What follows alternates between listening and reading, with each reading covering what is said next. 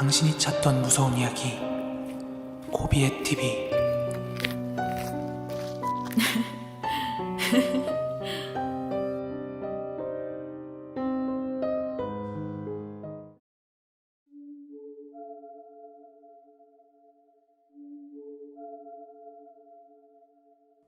아주 옛날에 외갓집이 일본에 있었는데 친일파라서거나 강제징용은 아니셨어요. 스스로 일본으로 가셔서 꾸준히 일해가며 학교도 다녔고 졸업 후엔 직장도 구해놨는데 조금 황당한 이유로 결혼하러 들어오셨다가 다시 외할머니랑 일본으로 돌아가셨대요. 그리고 일본에서 아이들도 놓고 직장도 다니시고 당시에는 은행에서 일하셨다고 하시더라고요. 그러다가 해방 이후 50년대 초에 다시 한국에 들어왔대요. 아무튼 이 이야기를 해주신 이모는 39년생이시고 10남매 중에 둘째이시거든요. 우리 엄마는 굉장히 늦게 본 막내시고요. 그리고 이건 둘째 이모가 일본에 계실 때 있었던 일이래요. 그래서 추측하건대 아마 1940년대 후반에 있었던 얘기 같아요. 이모가 살던 동네에 유명한 부잣집이 하나 있었는데 엄마, 아빠, 딸 둘 이렇게 4가족이 살았대요. 단순히 부자라서 유명했던 건 아니었고 엄마가 병으로 죽고 간병해주던 간호사를 부인으로 삼는 바람에 혹시 간호사가 엄마의 병을 악화시켜서 죽이고 자리를 꿰찬 거 아니냐 뭐 그런 소문이 있어서 굉장히 유명했다네요. 재혼했다는 간호사는 딸이 하나 있었고요. 그렇게 5이서 살았대요. 그런데 어느 날 동네가 떠들썩해서 봤더니 그 집 막내딸이 실종됐다는 거예요. 막내딸이 우리 이모 또래라고 했던가? 그리고 그 실종됐다는 막내딸은 역시나 아저씨의 친딸이었고요. 온 마을을 뒤집고 난리도 아니었는데 결국 찾지 못했대요. 그러자 간호사는 자기는 막내딸 없으면 못 산다고 울고불고 난리를 쳤어도 사람들이 다 간호사를 의심했죠. 하지만 증거가 없으니 의심만 하고 넘어갔대요. 그러다 어느 날부턴가 그 간호사가 사람이 아니고 백녀시다, 구렁이다, 또 막내딸을 잡아먹은 거다 뭐다 소문이 나기 시작했대요. 왜냐하면 간호사의 딸은 멀쩡한데 아저씨의 첫째 딸이 눈에 띄게 말라가기 시작했거든요. 사람들이 그걸 보고 저 백녀씨가 사람 피를 빨아먹는다 뭐다 그런 허무맹랑한 소문이 돌기 시작한 거죠. 그러다 얼마 뒤에 결국엔 막내딸은 집 뒤편 마당에서 발견되었고 그 간호사는 잡혀갔는데 아저씨 말에 의하면 이런 소문이 자꾸 퍼지니까 아저씨도 결국 간호사를 의심하게 되었고 친딸한테도 한번 물어봤대요. 너 지금부터 사실대로 말해봐. 혹시 저 여자가 너를 죽이려고 했니? 혹시 저 여자가 네 동생 죽인 거야? 이렇게 이런 거 저런 거 물어봤더니 친딸이 절대 그렇지 않다고 했다는 거예요. 새엄마는 동생이랑 자기를 너무 아껴주고 사랑해서 매일 아빠가 출근하고 나면 다락방에서 자기들을 위해서 영양주사도 놔주고 또 춤도 춰줬다는 거예요. 아저씨는 이런 딸의 말을 이해할 수가 없어서 하루는 출근하는 척 나갔다가 다시 들어와서 몰래 다락에 숨어서 지켜봤더니 아이들을 의자에 앉혀놓고 정말로 영양제라며 주사를 놔주더래요. 그래서 자기가 의심한 것도 미안하고 이렇게 숨어서 보는 것도 미안해서 몰래 나가면서 자세히 봤더니 주사를 놔주는 게 아니라 피를 뽑고 있었다네요.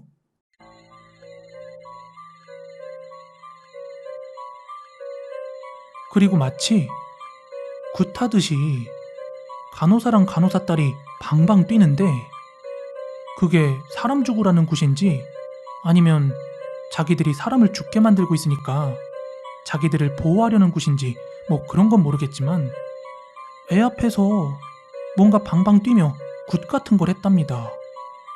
그 간호사는 자기 딸이랑 아저씨랑 셋이 살고 싶어 그랬대요.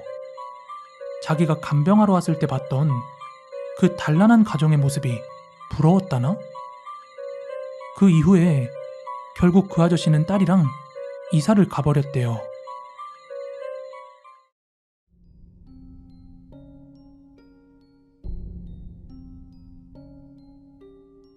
익명의 제보 사연입니다. 이야기를 시작하기에 앞서서 이건 과장 없는 100% 실화임을 말씀드리고 시작합니다. 2005년도 여름이었습니다. 당시 저는 중학교 2학년이었고 학급에서 부회장을 맡고 있었습니다. 요즘도 이런 게 있는 줄은 모르겠는데 당시에는 각 학급의 회장과 부회장들만 모여서 떠나는 간부수련회라는 것이 있었습니다. 어느 여름날 저는 이 간부수련회를 떠나게 되었고 그곳에서 겪은 무서운 경험담을 말씀드리려고 합니다. 저희 학교는 학년당 거의 13반까지 있었어요. 1학년부터 3학년까지 각 반의 회장과 부회장이 모이니까 불참 인원 빼곤 거의 30명 정도의 학생이 모였습니다. 그렇게 학교에 모여서 큰 관광버스를 타고 간부수련회 장소로 출발을 했고 정확히 지역이 어디였는지는 기억이 잘 안 납니다. 수련원에 도착했을 때의 모습을 묘사하자면 흡사, 군부대 같은 느낌이었습니다. 숙소는 초록색 울타리 안으로 모여있는 컨테이너 박스들이었고 대략 6명에 하나씩 컨테이너를 배정받았습니다. 컨테이너 밖으로 화장실과 수도가 등이 있었는데 썩 낙후된 시설은 아니었던 걸로 기억을 합니다. 아무튼 간부수련회라고 뭐 특별한 건 없었습니다. 다만 비교적 소수 인원이다 보니까 통제가 거의 없었다랄까?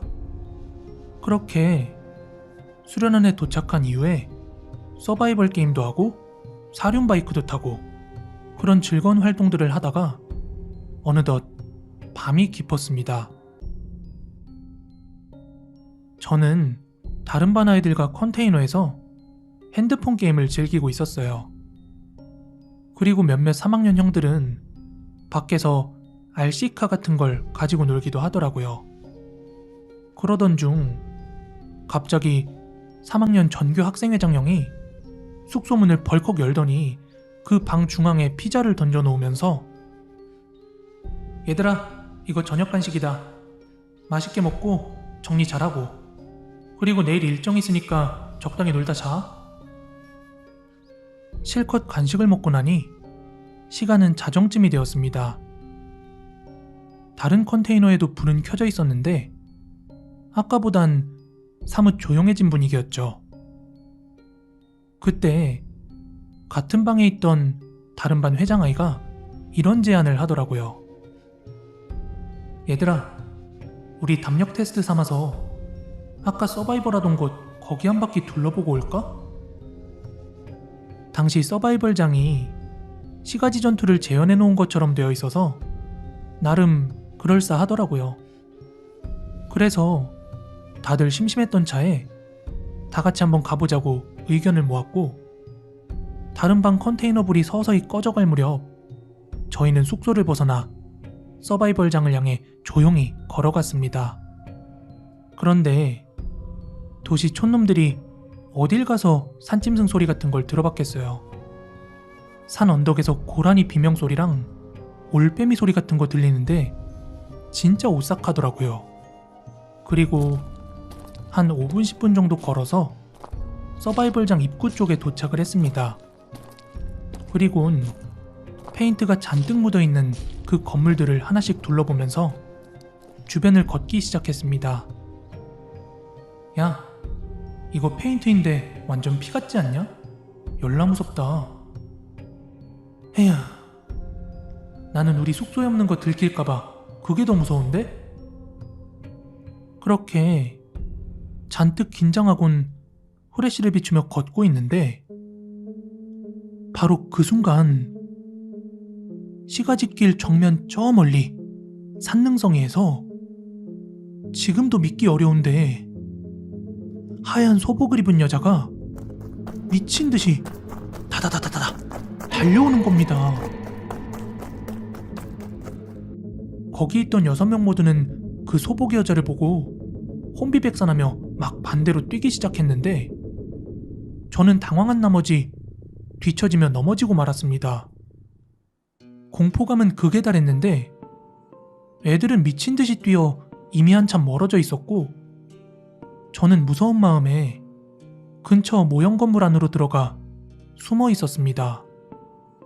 그 모형 건물은 시가지길에서 보면 건물 모습을 갖추고 있지만 반대편은 벽돌 없이 뻥 뚫린 그런 구조였어요. 저는 1층 벽 아래 모퉁이에 쭈그리고 앉아서 숨을 죽이곤 마음을 진정시키고 있었습니다. 그러면서도 어떻게 혼자 숙소로 돌아갈까 걱정이 이만저만이 아니었죠. 그러던 중 건물 바깥쪽에서 발자국 소리가 들려왔습니다.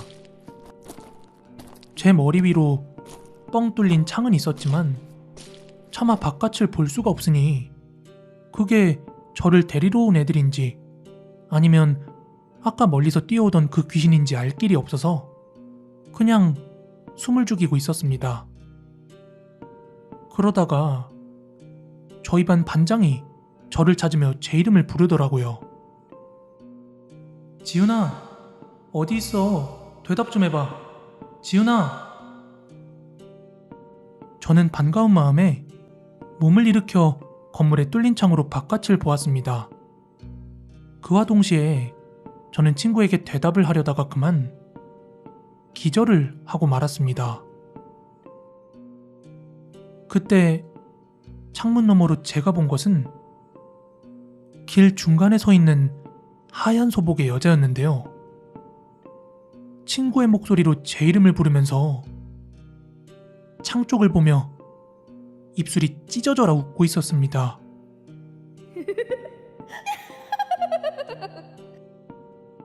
그리고 시간이 얼마나 흘렀는진 모르겠지만 기절하고 얼마 안 되어 선생님과 아이들이 저를 찾아 깨웠습니다. 숙소로 돌아온 저는 같은 숙소 아이들과 함께 선생님께 크게 혼이 났습니다. 제가 본 것과 숙소 아이들이 본 것을 말해봤자 믿을 선생님이 아니었죠. 하지만 아마도 선생님은 알고 계셨을 겁니다. 나중에 전교 학생회장 형에게 전해들은 이야기가 있는데요. 제가 그렇게 되고 나서 수련원 관계자분들과 그리고 선생님들이 이야기 나눈 것을 그 형이 함께 들었나 봅니다. 그런데 그 수련원에서 과거에도 귀신을 목격한 아이가 기절하는 소동이 한 차례 더 있었나 봅니다. 도대체 그날 밤 제가 봤던 그 하얀 소복의 여자는 왜 하필이면 저를 찾고 있었던 걸까요? 아직도 그 수련원이 있는 줄은 잘 모르겠습니다.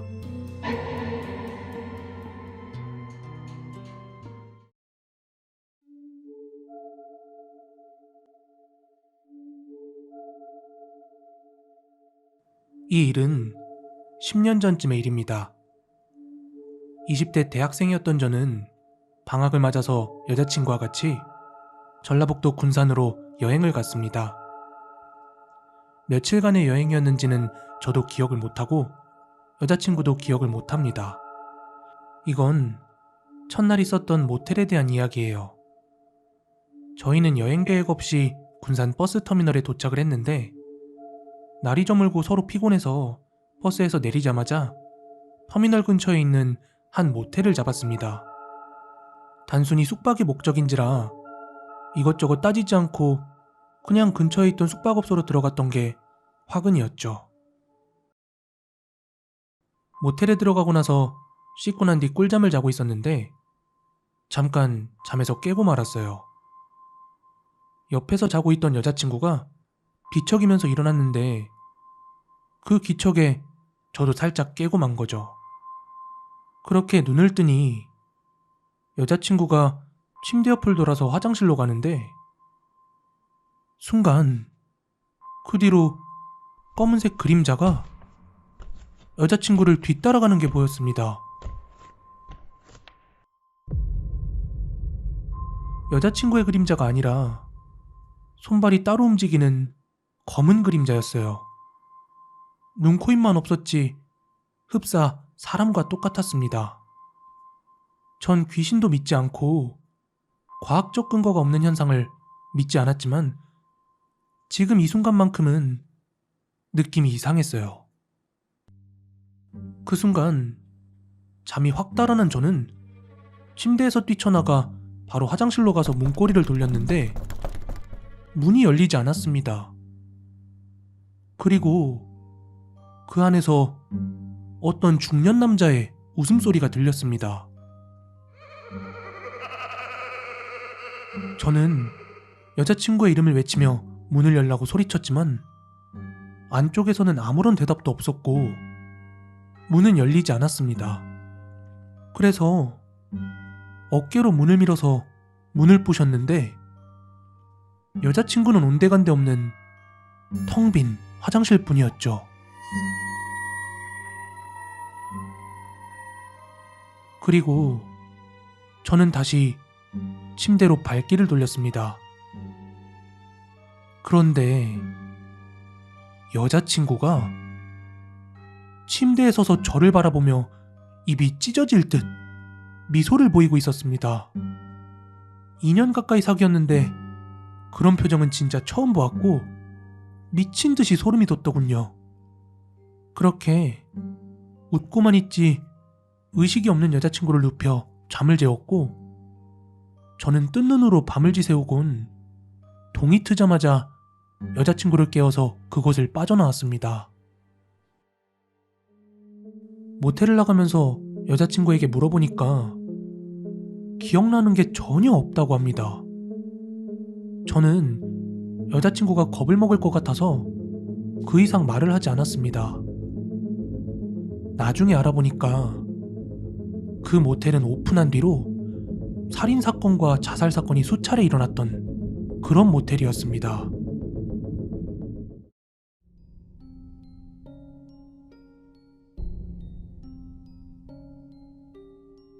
코비에TV 구독자 순리님의 제보 사연입니다. 이 이야기는 10년 전 제가 고등학교 때의 이야기입니다. 동네를 밝히지 못하는 점은 양해 좀 부탁드릴게요. 제가 살고 있던 동네에 오래된 연립이 하나 있었습니다. 주변에 있던 연립들은 하나둘 모두 재건축이 되어 단지가 작아도 다 신축 건물로 올라섰는데요. 이유는 모르겠지만 유독 그 건물만 오랫동안 낡은 연립인 채로 유지가 되고 있었습니다. 그러던 어느 하루였습니다. 그 연립엔 지하실이 있었는데 창문도 다 깨져 있고 근처로 폐기물 같은 게 많이 쌓여 있어서 가까이 다가가기도 좀 꺼려져 보였죠.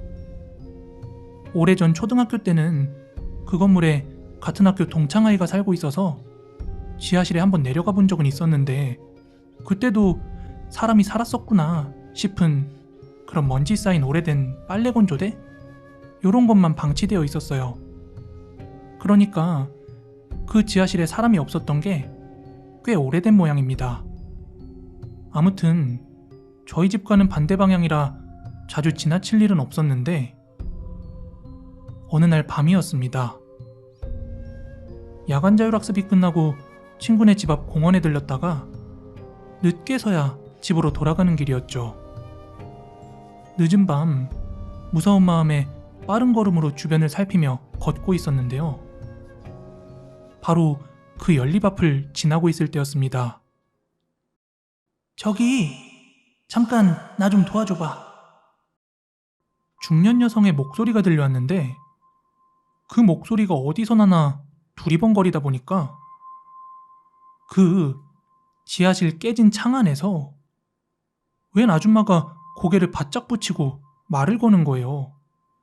주변의 가로등빛 때문에 그 안쪽을 대충은 확인할 수 있었거든요. 그때 제가 화들짝 놀라서 토끼 눈이 되었나 봅니다. 전 무서운 마음에 두세 발짝 뒷걸음을 쳤는데 이어서 그 아줌마가 이랬어요. 잠깐이면 돼. 무리한 부탁 아니야. 잠깐 이것 좀 봐주면 돼. 그 시간에 너무 놀랐지만 잠깐이면 된다고 다그치는 아주머니 말씀에 천천히 창가 쪽으로 다가갔어요. 뭐 안에 쓰레기 처리하나 싶었죠. 창가 주변으론 쓰레기와 거미줄이 가득해서 아주 가까이 가진 못했습니다. 그런데 그 창가 쪽으로 가까이 간 순간 전 도무지 믿지 못할 광경을 보고야 말았습니다. 잠깐, 자, 이것 좀 봐줘봐.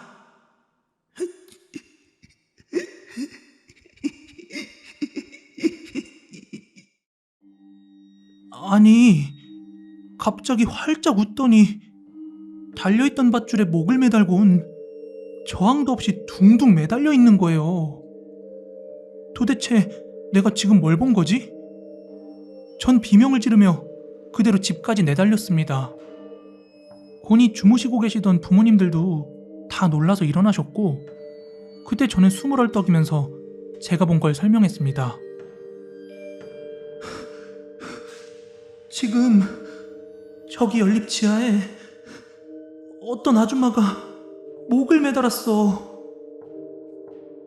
아버지는 일단 저를 진정시키셨는데 한번 현장을 확인하고 신고하시겠다면서 신발을 신고 직접 나서셨습니다. 그런데 한참 있다가 집으로 돌아온 아버지가 너 그거 잘못 본 거 아니냐며 창문 안쪽도 다 둘러보고 밑에도 내려가서 한참 찾아봤는데 아무것도 없다고 하시더라고요. 저는 놀란 마음에 그날 밤에 잠도 잘 못 이뤘습니다. 정말 제가 잘못 본 거였을까요? 그리고 다음 날 학교 갈 때 그 연립 근처를 멀리서 바라봤는데 참으로 고요했습니다. 그런데 진짜 사건은 그날 밤부터였습니다. 전날 밤 그 사건의 여파 때문일까요? 저는 피곤했음에도 잠이 들었다 깼다를 반복하고 있는데 어느 순간 거실에서 이상한 소리가 들려오는 거예요. 뭔가 꺽꺽거리는 호흡 소리? 근데 그 소리가 분명 남자의 목소리인데 아빠 말곤 집에 남자가 없으니까 전 자다 말고 화들짝 놀라서 거실로 뛰쳐나갔습니다. 그런데 아버지가 화장실 문고리에 넥타이로 목을 매고 컥컥거리고 있었어요. 정말 아버지가 목을 맬 거라고 누가 상상이나 했겠어요. 너무 놀라서 주방 가위로 넥타이를 자르고 엄마를 부르면서 펑펑 울었습니다. 그때 엄마도 막 뛰쳐나와서 펑펑 우셨고요. 그런데 정작 깨어난 아버지는 자기가 무슨 짓을 한지도 기억을 못하는 거예요. 다만 지금 기억나는 거라곤 조금 전의 꿈뿐이라는데 그 내용이 어떤 무당이 실컷 방울을 흔들면서 덩실덩실 뛰다가 갑자기 자기 목을 있는 힘껏 쥐어 짜더랍니다. 그리곤 아빠를 쳐다보면서 같이 가자 라고 했답니다. 아무튼 그때 거실 테이블에는 또 찢어진 종이가 한 장 올려져 있었는데 알아볼 수 없는 글자들이 막 휘갈겨져 있었죠. 다행히도 아빠가 쓴 유서는 아니었던 거죠. 저희 가족은 그날 밤 서로를 끌어안고 겁에 질려 펑펑 울었습니다. 그리고 다음 날 경기도에 있는 외가댁으로 잠시 몸을 피했고 외할머니의 권유로 다 같이 손붙잡고 한 무당집에 다 같이 가게 되었습니다. 그리고 저희가 무당집에 방문을 하자마자 그 집에 있던 할머니 무당이 저희에게 이랬습니다. 너네 폐가 같은 데 들어갔다 왔냐? 네? 무슨 소리세요? 에휴, 하필 엮여도 그런 곳에 엮이냐? 마치 2, 3일 전에 저희의 상황을 알기라도 하는 듯 그렇게 말을 시작하더라고요. 그러면서 하는 말이 아버지에게 옮겨붙은 귀신이 무당 귀신이라는 겁니다. 아마 그 근처에서 사람들 오래 못 버티고 다 떠났을걸? 아이고, 악하다 악해. 그러고 보니 그 연립 지하실 되게 오래 방치되었었잖아요. 그러면서 덧붙여 하는 말이 아마 그게 누군가에게 옮겨붙으려고 한 이유가 분명 있었을 거다라고 하시더군요. 하여간 다행히도 저희가 찾아간 무당분이 약간 힘이 더 센 그런 무당이라서 아버지는 원만하게 굿을 진행할 수가 있었죠. 그리고 나중에 부모님께서 그 동네에 오랫동안 사셨던 어르신께 한번 여쭤봤더니 예전에 그 지하실에 무당이 살았었고 목매달고 죽었었다는 이야기를 혀 끌끌 차시면서 하시더래요. 아무튼 다행히도 그 이후에는 저희 가족은 별탈 없이 잘 지냈고 다른 사람들도 그곳에서 비슷한 경험을 했는지는 잘 모르겠습니다. 그리고 얼마 안 가 그 연립은 허물어지고 새로운 건물이 들어섰습니다. 아마 우리 가족에게 옮겨 붙으려고 했던 이유가 그 때문은 아니었을까요? 그런데 아직도 잘 이해가 되지 않는 건 왜 그 무당 귀신은 우리 아버지를 죽이려고 했을까요?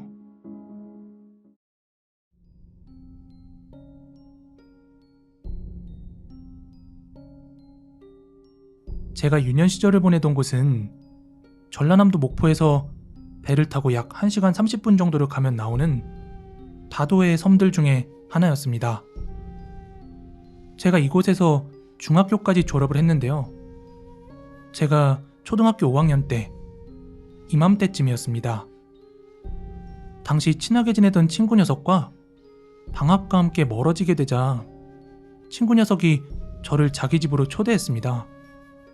그래서 그 친구네 동네로 놀러가서 며칠을 놀다 오기로 하고 친구네 동네로 향했습니다. 참고로 섬이지만 그 섬이 아주 커서 친구네 동네로 가려면 몇 시간은 걸어가야 했거든요. 그렇게 방학 기간 동안 친구와 열심히 들과 산과 바다로 놀러 다니다가 하루는 그 친구와 다른 친구하고 바다에서 실컷 놀다가 해가 저물 때쯤 날씨가 선선해지자 총싸움을 하기 위해서 산으로 올라갔고 이래저래 놀다 보니까 산속 깊은 곳까지 들어가게 되었습니다. 그런데 산속 깊은 곳 평평한 바위 위에 웬 볏집이 있는 것이었습니다. 이 깊은 산속에 웬 볏집이 있지? 이상하게 생각한 우리는 호기심에 그 볏집을 들춰보자 조금은 누런 천이 있었습니다. 그래서 그것을 조심스레 뜯어보니까 아주 고약한 냄새가 나더라고요. 날도 저물고 냄새도 나고 해서 그냥 가려고 했는데 호기심이 생겨서 도저히 갈 수가 없더군요. 그래서 그것을 조금 더 들춰보니 휴, 이럴 수가.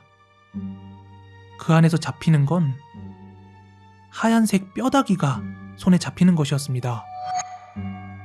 그리고 좀 더 자세히 보니까 과학책에서나 나올 법한 사람의 뼈다귀들이 그 천 속에 들어있는 것이었습니다. 우리는 너무나 놀라 고함을 치며 다시 그 친구의 집으로 도망가게 되었고 저와 제 친구들은 그날부터 그대로 자리에 누워 있어야만 했어요. 밥도 제대로 먹지 못한 채 그 무더운 여름날 온몸이 부르르르 떨릴 정도로 한기를 느껴야만 했습니다. 밤이든 낮이든 때에는 상관없이 제가 잠에만 들면 웬 허름한 옷에다가 온몸이 상처투성이에 완전 피가 흥건한 괴물 같은 아저씨가 제게 다가와 막 목을 조르는 그런 꿈을 꾸곤 했습니다. 이렇게 변함없이 이틀이 지나자 우리를 걱정하시며 간호해 주시던 친구의 어머니는 결국 우리가 산에 갔던 사실을 알게 되었고, 우리 부모님들께서는 저와 친구들을 한 곳에 모아놓고 우리의 머리카락 조금과 손톱 발톱을 조금씩 잘라서 흰색 천으로 만든 어떤 주머니에 넣고 그걸 대문 입구에 몇 시간을 걸어 놓으시더니 다시 그 주머니를 들고 산으로 가서 태워버리시는 것이었습니다. 이렇게 하자 시간이 지나서인지 아니면 친구 부모님이 하신 그 이상한 의식 때문인지는 모르겠지만 우리는 조금씩 기운을 차리게 되었고 곧 완전히 건강을 회복할 수 있었습니다. 나중에서야 알게 된 사실이지만 우리가 발견한 것은 초분이라는 것이었고, 객지에서 객사를 하거나 몹쓸병 또는 억울하게 죽은 사람을 땅에 바로 묻지 않고 깊은 산속 평평한 바위 위에 올려놓고 위에는 볏짚으로 덮어서 한 3년 정도 지나면 그 시체가 썩고 뼈만 남게 되었을 때 땅에 묻는 그런 풍습이래요. 우리나라 남해안 지방에 예전부터 내려오던 그런 전통 풍습이라고 합니다. 당시 제가 살던 섬에도 이렇게 만든 초분이 약 3개 정도 있다고 했습니다. 저도 그때 처음으로 초분이라는 걸 알게 되었죠.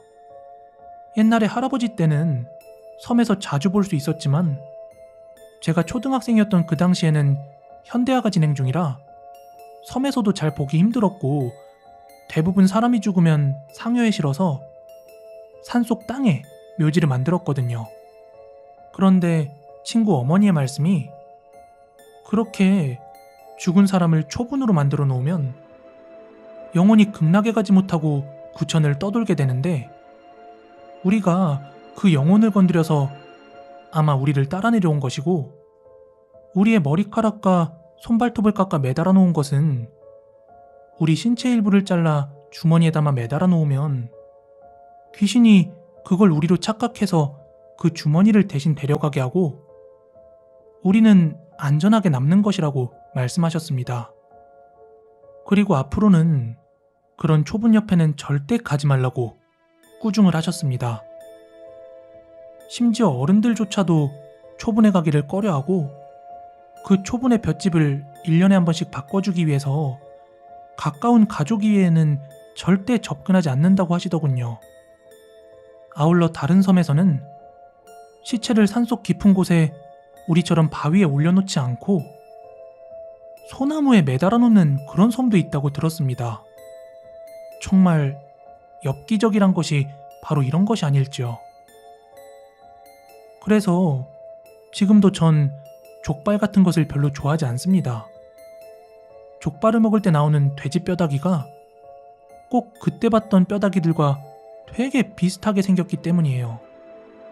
어린애였던 초등학교 시절에 겪은 체험담이지만 어른이 된 지금에 와서 생각을 해봐도 소름이 확 끼치는 그런 경험담입니다.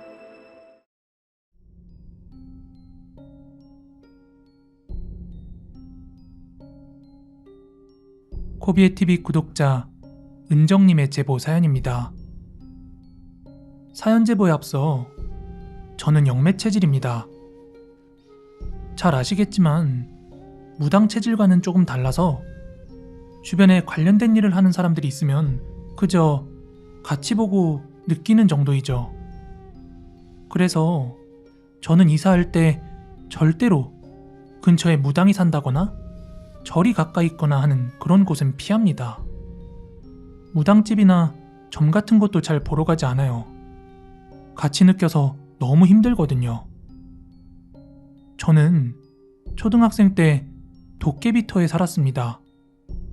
그땐 몰랐는데 지나고 보니 도깨비터였던 것 같아요.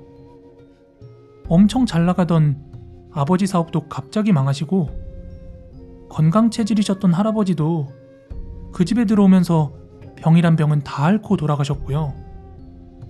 역시 건강체질이던 저희 어머니도 여기저기 아픈 데가 많으셨어요.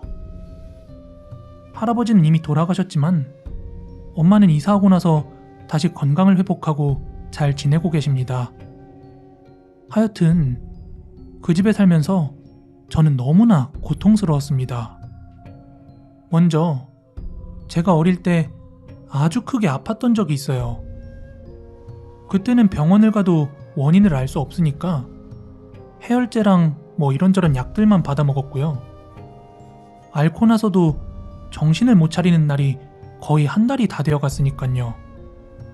그러던 어느 날은 제가 정신을 잃을 정도로 아주 심하게 앓았는데 갑자기 벌떡 일어나서 아무렇지 않게 스스로 꽃단장을 하더래요. 머리를 곱게 빗고 하얀 원피스를 꺼내 입은 후에 엄마의 립스틱과 분까지 꺼내 막 곱게 바르고 있길래 할머니가 너 뭐하냐고 이렇게 나무랐죠. 그때 제가 하던 대답을 아직까지 에피소드로 말씀하시곤 하시는데 초점이 다 나간 눈으로 할머니의 손을 팩 뿌리치면서 제가 이랬대요. 나 예쁘게 하고 가야 돼. 언니가 기다리잖아, 이씨. 그 말에 소름이 끼친 할머니가 제 뺨을 때리고선 제가 기절하니까 다시 눕혀놨다고 하더라고요. 왜냐하면 저는 장녀입니다. 저희 아버지가 외동이셔서 저는 사촌도 없는걸요. 그리고 저녁에 엄마가 회사에서 돌아와서 저를 간호하는데 제가 또 막 눈을 부릅뜨고 약이건 죽이건 주는 대로 다 뱉어내고 손으로 막 쳐내버리니까 엄마가 화가 나셔서 너 뭐하는 짓이냐 나무랐더니 너 누구야? 너 내 엄마 아니잖아. 너 누구냐고? 이렇게 막 고래고래 소리를 지르더랍니다. 이때까지만 해도 엄마나 할머니는 열이 너무 높아서 헛소리를 하는 거라 생각하고 일단 넘어갔죠. 참고로 저는 기억이 전혀 나지 않습니다. 후에 제가 성인이 되고 나서 그때 말씀해 주시더라고요. 그러다 한 번은 무속인은 아니시지만 옛날 무속신앙 같은 걸 잘 아시는 먼 친척 할머니께서 한번 집에 놀러 오셨는데요. 그때 제 상태를 보시더니 저러다 애 잡는다면서 제가 직접 본 게 아니라 잘 기억은 나지 않지만 바가지에 쌀이랑 물을 담아 놓고서 식칼을 날카롭게 갈아서 그걸 바가지 안에 휙 던지는 그런 행위를 했었대요. 그게 어떤 거냐면 귀신에 안 들리면 칼이 눕고 귀신에 들리면 칼이 빳빳하게 선다고 하더라고요. 저요? 뭐가 나왔겠어요?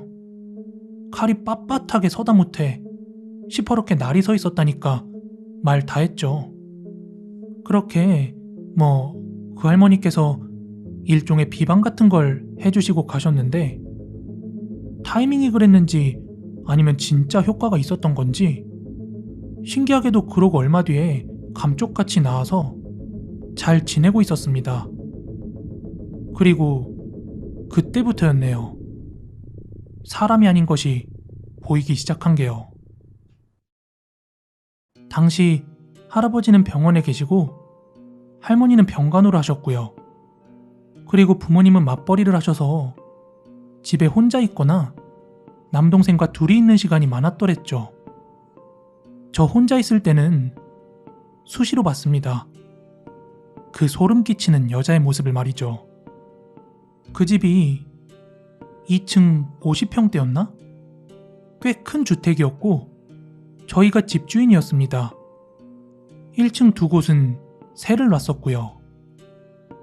제 방이 옥상으로 올라가는 길과 붙어 있었기 때문에 창문은 항상 열어두고 살았었습니다.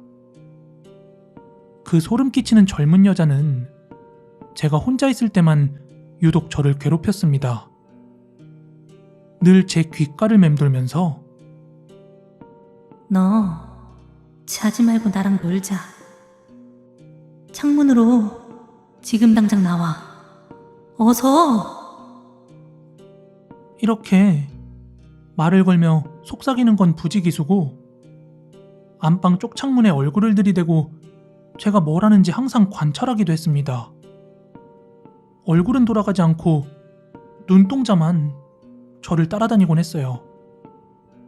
처음엔 너무 무서웠지만 집 안으로는 안 들어오나 보다 하고 조금 안심하려던 찰나 그 여자는 집안 살림들을 건드리기 시작했습니다.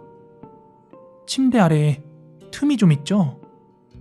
머그컵 하나 들어가기 힘들 정도로 그런 낮은 높이였는데 혼자 있을 때 화장실이라도 다녀오면 언제 그랬는지 가재도구들이 침대 밑에 막 흩뿌려져 있었습니다. 물과 음식 같은 것도 막 난장판이 되어 있고요. 결벽증이 있는 엄마 탓에 안방에는 먹을 것을 들이지 못했는데도 말이죠. 태풍 때문에 정전이라도 될라 치면 침대 옆에서 저를 지켜보기도 했고요. 차라리 가위라도 눌리면 으악 하고 기절이라도 할 텐데 이건 뭐 계속해서 지켜만 보고 있으니 무슨 짓을 할지 몰라 더 무서웠습니다. 그렇다고 노래라도 틀잖아요? 휴, 연신 따라 부르는 통에 더 힘들었습니다. 근데 노래는 못하더라고요. 억양이 없어서 그런가. 부모님께 얘기도 해봤지만 쓸데없는 소리 한다고 혼나기만 해서 그 고통은 오롯이 혼자 견뎌야 했습니다. 정말 미칠 노릇이었죠. 가족들 아무도 못 보고 못 듣는데 저만 그 존재를 알아보니깐요. 나중에 들은 거지만 저 때문에 엄마가 굉장히 무서워하셨대요. 자꾸 뭐가 보인다, 들린다, 뭐 느껴진다고 하니까 이게 진짜인 건지 아니면 얘가 미친 건지 몰라서요. 그 이후 저희 집은 경매로 넘어갔고 이사를 하게 되었습니다. 제 첫 번째 에피소드는 여기까지입니다.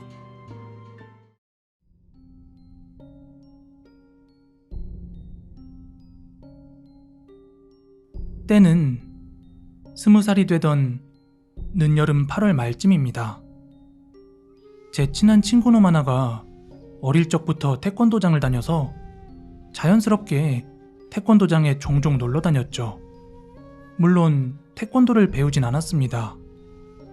태권도장에는 우리랑 나이 차이가 많이 나지 않는 한 사범령이 있었고 그 사범령, 그리고 사범령 친구, 저, 그리고 제 친구 이렇게 넷이서 종종 어울리곤 했어요. 그리고 8월 여름 휴가가 다 지나갔을 무렵에 바다 구경 한번 못한 게 아쉬워서 4명이서 당일로 속초 여행을 다녀오기로 관장님한테 허락을 받았습니다. 그렇게 주말에 도장 스타렉스 봉고차를 끌고 속초 고성으로 여행을 떠났습니다. 아침 일찍 출발해서는 운전을 해야 하는 사범형을 제외하고는 다들 회도 먹고 재미있게 술도 한잔 했습니다. 아쉽지만 원래 계획이 당일 여행이고 차도 다시 도장에 갖다 둬야 하는 상황이라 밤 11시쯤 다시 서울로 출발을 했죠. 저희 모두는 아침 일찍부터 움직여서 그런지 다들 피곤해했습니다. 그나마 멀쩡한 제가 조수석에 탔고 나머지 둘은 뒤에서 자고 그렇게 출발을 했습니다. 그리고 한창 미시령 고개를 넘어갈 때쯤 저도 슬슬 졸려서 졸았다 깼다를 반복하고 있었는데 운전을 하던 사범형이 욕설을 내뱉으면서 브레이크를 아주 세게 밟았습니다. 저는 도대체 왜 그러냐고 물어봤죠. 아니, 어떤 미친놈이 미시령 고개 꺾고 올라갈 때마다 앞에서 하이빔 갈기잖아. 형, 지금 주변에 아무리 봐도 우리밖에 차가 없는데? 야, 이거 봐봐. 지금도 하이빔 날라왔어. 어디서 날리는 거야? 아무것도 안 보이는데? 형, 브레이크 좀 살살 밟아줘. 앞유리에 헤딩하겠네. 뭐? 이게 안 보여? 나만 보이는 거야? 장난치지 말고 화내기 전에 잘 봐봐. 그런데 아무리 여기저기 둘러봐도 보이지 않았습니다. 뒤에서 자고 있던 둘을 깨우고 같이 봤지만 아무도 보지 못했죠. 결국 사범령이 피곤해서 그런 것 같다고 결론을 짓고 근처 아무 데서나 쉬다 가자고 했습니다. 그렇게 미시령곡의 정상에서 어느 정도 내려오는 길에 저희는 작은 음식점을 발견하고 뭐 좀 먹고 쉬다 가자면서 그 음식점에 들어갔습니다. 김치찌개를 시키고 차에서 있었던 일을 얘기하다가 저희가 주문한 음식이 나왔고 여행이 끝나간다는 아쉬움에 술도 한 잔 더 하고 싶어서 사범형도 술 한 잔 먹고 아예 새벽까지 쉬다가 서울로 출발하기로 했습니다. 음식점에는 할머니 혼자 일을 하시는 것 같았어요. 말도 없으시고 굉장히 차가우셨죠. 하지만 음식 맛이 너무나 좋았습니다. 그래서 추가로 김치찌개를 더 포장하고 술도 몇 병 사서 모텔이나 숙박시설이 있으면 방을 잡고 그곳에서 조금 더 먹기로 했습니다. 그렇게 음식을 포장한 저희는 차에 탔고 머지않아서 모텔이 보였습니다. 어서 오세요. 식사는 하고 오셨죠? 그럼요. 시간이 몇 시인데요? 저희 저기 위에 식당에서 먹고 왔어요. 어라? 여기 근처에는 식당이 없는데요? 여기서 조금만 올라가면 할머니 혼자 하시는 그 맛있는 식당이 있어요. 에이, 위에 올라가 봐야 식당도 없고 아무것도 없어요. 아니, 우리가 방금 거기서 밥을 먹고 왔어요. 아무튼 가장 넓은 방으로 주세요. 아이고, 이 친구들 귀신한테 홀렸나 보네. 그래서 저희들은 그 식당에서 포장해온 김치찌개를 보여준다고 했습니다.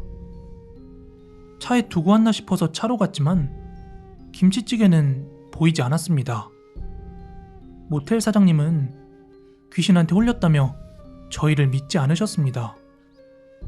우리는 분명히 먹었기 때문에 포장한 건 음식집에 두고 왔다고 확신을 했고 식당으로 다시 가지러 가려는 그 찰나에 모텔 사장님이 자기 개인 차로 저희를 따라오겠다고 하더라고요. 저희는 속으로 그 모텔 사장을 욕하면서 식당으로 출발을 했습니다. 그런데 이게 웬일? 저희가 간 뒤로 문을 닫으셨는지 그 식당은 없었고 그냥 불 꺼진 건물 하나가 있었습니다. 할머니는 주무시는 건가? 건물이 너무 허름해 보여서 이상했지만 일단 차를 세우고 사범형 친구가 김치찌개를 가지러 들어갔는데 갑자기 욕을 하고 나오면서 들어가 보라고 재촉을 했어요. 그래서 우리 모두 음식집으로 들어갔는데 아무 말도 하지 못한 채 머리부터 발끝까지 소름이 돋아서 모두 도망쳐 나올 수밖에 없었습니다. 안에는 공사를 하다만 인테리어에 거미줄도 잔뜩 있었죠. 그리고 우리에게 맛있는 김치찌개를 해주셨던 그 할머니의 사진 하나가 보였습니다.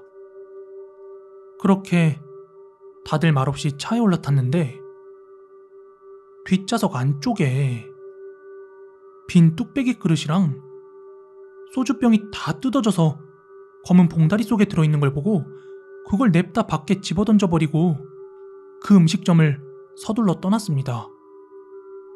도로 외곽에 차를 대놓고 잠시 담배를 피면서 진정을 시킨 우리는 그제서야 생각이 난 게 우리를 따라오던 모텔 사장이 어디에도 보이지 않던 것이었죠.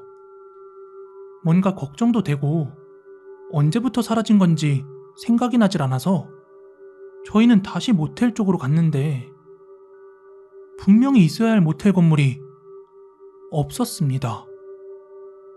건물 자체가 없었어요. 아무것도 없었고 잠시 주차할 수 있는 공간뿐이었습니다. 저희는 뭔가에 홀렸다며 위험하다 싶어서 급히 미시령을 벗어났습니다. 이건 나중에 들은 얘기인데 알아봤더니 그 미시령 옛길 쪽에서 작은 숙박시설과 음식집을 운영하던 한 가족이 미시령 고개를 내려오다가 올라오는 차량에 상향등비 때문에 시야를 가려서 그만 절벽으로 떨어지고 말았고 일가족이 모두 사망했던 그런 사고가 있었다고 합니다.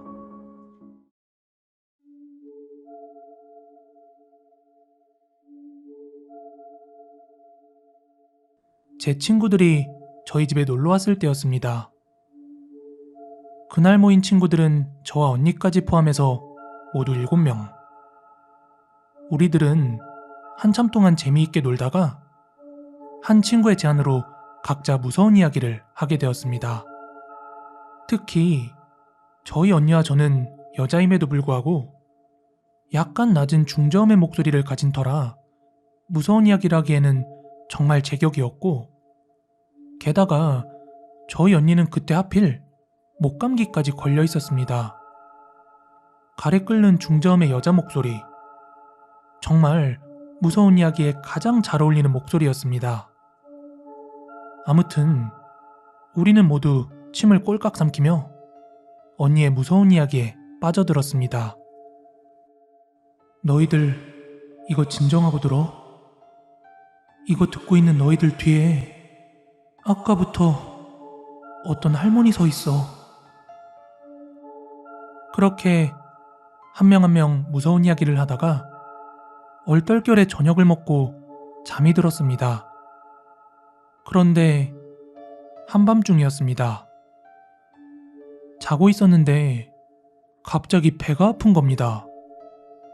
보통 때 같으면 혼자 화장실에 갔겠지만 저녁에 무서운 이야기를 너무 많이 들은 데다가 언니가 무서운 목소리로 해준 화장실 귀신 이야기가 머리에 남아있어서 도저히 혼자 갈 수가 없었습니다. 그래서 옆을 두리번거리다가 제 옆에서 자고 있는 언니를 보고 언니를 깨웠습니다. 언니, 잠깐 일어나봐. 왜 그래? 순간 저는 깜짝 놀랐습니다. 언니의 목소리가 좀 이상했습니다. 높낮이가 없는 약간 쉰 듯한 목소리. 하지만 언니는 감기에 걸려 있었기에 그때는 그런가 하고 깊게 생각하지 않았고 언니를 깨워 화장실에 같이 가자고 했습니다. 그런데 화장실에 언니와 함께 가도 같이 들어갈 수는 없잖아요.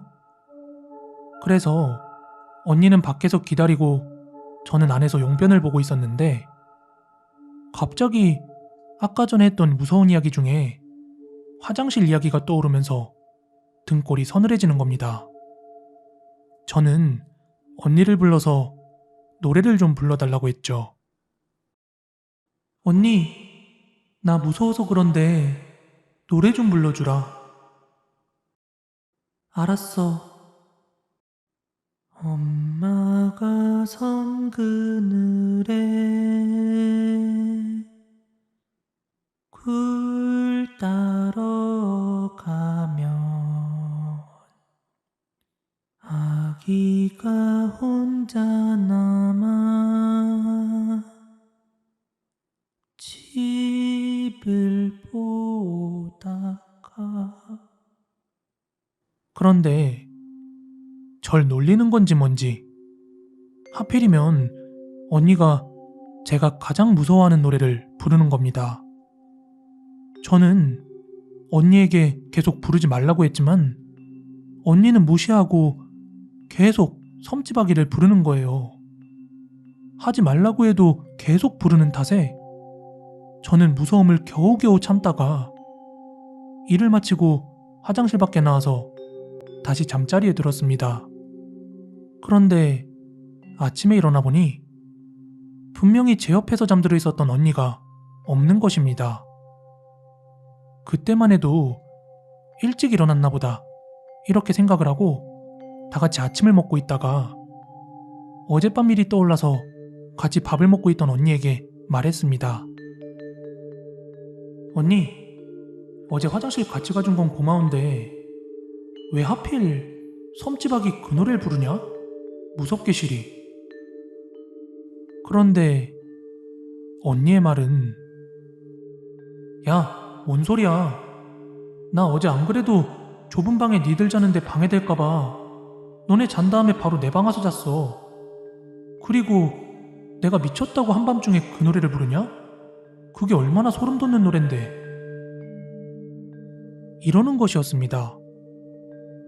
언니의 말에 모두들 내가 장난친다며 웃어댔지만 저의 심각한 표정을 보고는 금세 분위기가 싸해졌고 조용히 수저 소리만 들리던 가운데 가장 조용하던 제 친구가 한마디를 던졌는데 그 말을 듣는 순간 우리는 모두 굳으며 수저를 놓을 수밖에 없었습니다.